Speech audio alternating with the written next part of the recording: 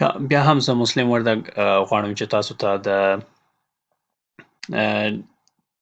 په آلمان کې څنګه کولای شو چې طبي تخصص ته لاره پیدا کړو. د دې عنوان تر دې عنوان لاندې د نوموړي لارښود آخري برخې معلومات غواړم چې تاسو ته درکړم چې هغه معلومات عبارت دي، یعنې موږ تاسو په تیرو ویډیوګانو کې په تیرو معلوماتي د لارښود معلوماتي ویډیوګانو کې موږ تاسو نور موضوعات تشریح کړل. هغې باره کې ما تاسو ته معلومات درکړل. اوس هم راځو وایو چې د ډاکټرانو ژوند دلته بیا څنګه دی. Doctors life in Germany. د ډاکټرانو ژوند په جرمني کې. Doctors are counted as the highest paid population or employees. یعنی ډاکټران یو د هغې طبقې خلکو څخه حسابول کېږي چې زیاترین معاش ترلاسه کوي په آلمان کې. وروسته د هغې څخه بیا after receiving approbation you can apply for blue card. کله چې تاسو اپروبیشن ترلاسه کوئ نو د هغې څخه وروسته تاسو بلو کارت ترلاسه کوئ. بلو کارت یعنی لکه په امریکا کې موږ تاسو گرین کارت لرو، په آلمان کې دلته بلو کارت دی. یعنی تاسو په آلمان کې بلو کارت ترلاسه کوئ. د دې مثال لکه په امریکا کې چې گرین کارت ترلاسه کوئ، دلته په عین شکل باندې بلو کارت وجود لري. وروسته د هغې څخه after 4 years you can apply for German passport. چې اوس دا موده تقریبا د نوي د مهاجرت د نوي قوانینو لکه څنګه چې اوس اپډیټ شوي دي په دې وخت کې د نوي قوانینو مطابق څومره چې ما اوریدلي په 4 کلونو کې یا 3 کلونه ورته وخت ورکړل شوی دی چې څوک یعنی په ښه توګه سره په جامعه کې مدغم شوی وي، یعنی ډاکټران که چیرې 4 کلنه تجربه ولري، یعنی 4 کاله یې په داسې یو ارګان لکه شفاخانې په هغې کې کار کړی وي چې مکمله ژبه په آلماني ده، 4 کاله تجربه، 4 کاله یې دولت ته ټیکس یا مالیه ورکړي وي، په هغه صورت کې امکان لري چې دوی ته په 3 کلونو کې او یا هم په 4 کلونو کې دوی ته د آلمان تابعیت ورکړي. راځو وروسته د هغې څخه after probation by getting job or residency training you will receive full health insurance. یعنی په دې کې تاسو کله چې تاسو وظیفه ترلاسه کوئ تاسو کوم مالیه چې درنه کاټ کېږي په هغه مالیه کې فول هیلث انشورنس موجود دي او هغه هم یعنی تاسو د معاش څخه کټ کېږي، خو دا لازمي دی. که تاسو وغواړئ که ونه غواړئ دا لازمي دی، نو موږ تاسو باید شامل یې وبولو په دې کې.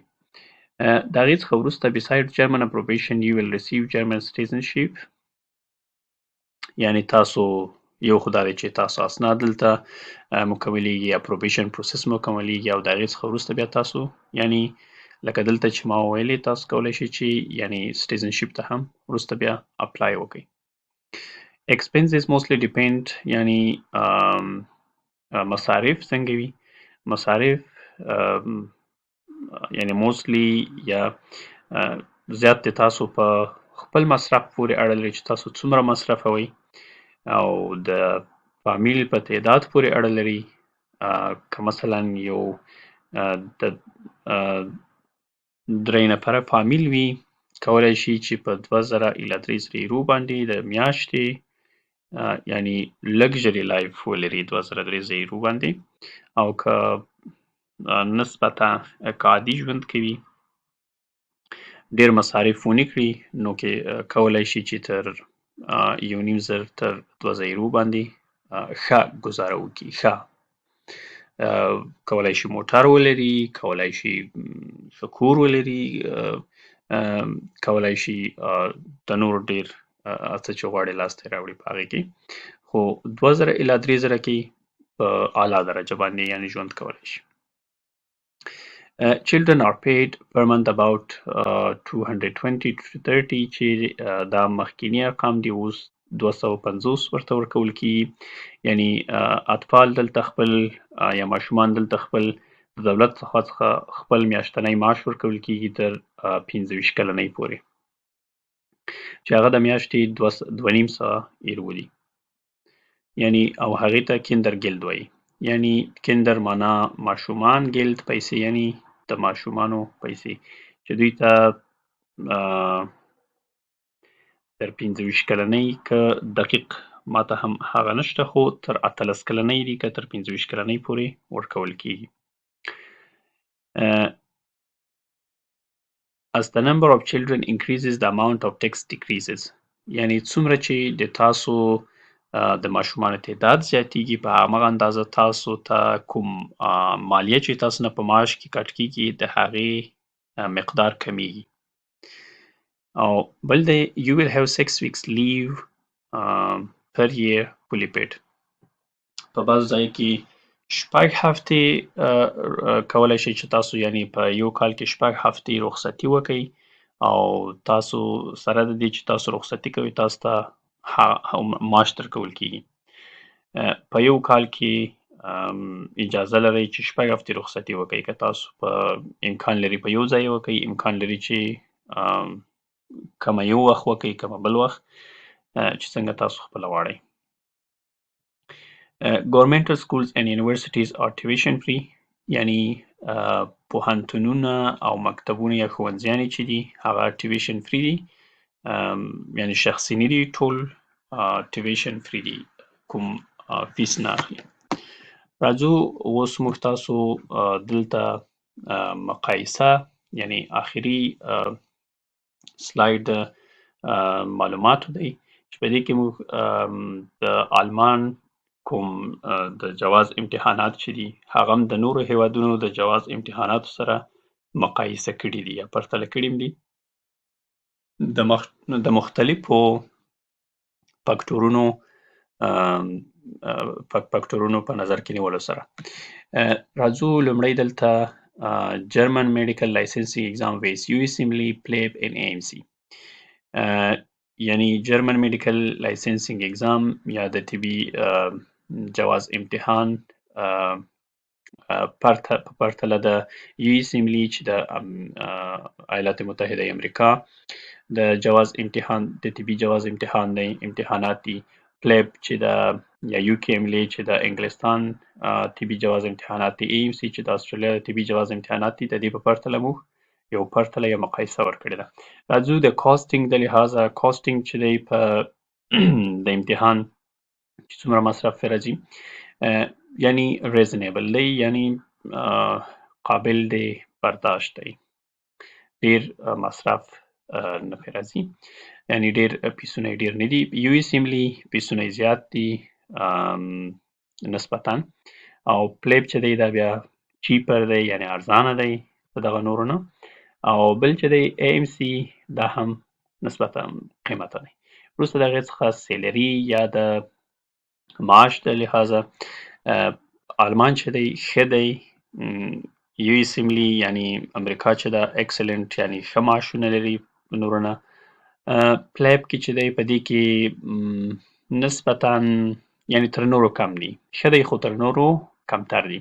او AMC په استرالیا کې چې دی هلته هم بهترین معاشونه ورکوي. بل دی جاب فیسیلیټي په آلمان کې بهترینه ده، ښه ده، کولی شئ تاسو که لږ څه تجربه ولرئ زر وظیفه ترلاسه کړئ، البته تجربه ولرئ او ژبه مو ښه وي. تر ټولو مهمه ژبه ده، او د هغې څخه وروسته مهمه بیا تجربه ده، چې کوم بخش کې تاسو غواړئ کار وکړئ همغه بخش کې تجربه ده. د هغې څخه وروسته دلته جاب پیدا کول په USMLE کې یعنی Residency یا تخصص ته داخلېدل مشکله ده، ډیره مشکله هم نه ده خو مشکله ده. او دلته چې دی اوس په UK کې هم اوس د جاب مشکلات شته، یعنی زر نه پیدا کېږي، مشکل وي. او په هغه کې چې دی استرالیا کې بیا اوریج یعنی اوسط. او کوالټي اپلاید چې دی په آلمان کې بهتره دی، بیټر دی. یو اس کې یعنی وایي چې ښه دی، په دلته هم ښه دی، او په استرالیا کې چې دی ایکسلنٹ یا بیسټ دی، بیسټ سټیز ان ورلد رینکینګ فور لیوینګ. بل چې دی میچینګ ایشوز، په جرمني کې میچینګ ایشوز نشته، یعنی تاسو په اسانۍ سره کولی شئ چې تخصص ته داخل شئ.